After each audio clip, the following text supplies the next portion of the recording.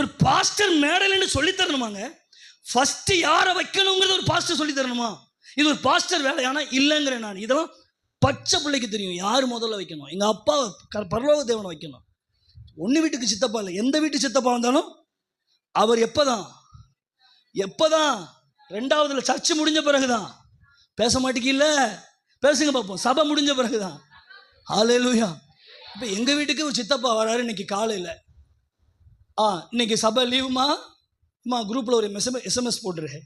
இன்று பாஸ்டருடைய சித்தப்பா வந்த காரணத்தினால் சபை இன்று லீவு விடப்பட்டுள்ளது.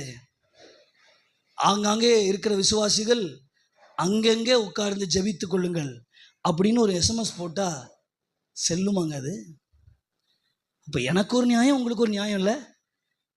எனக்கு மட்டும் சித்தப்பா இல்லையா அவரு? ஹலோ, எனக்கு சித்தப்பா தானே அவரு.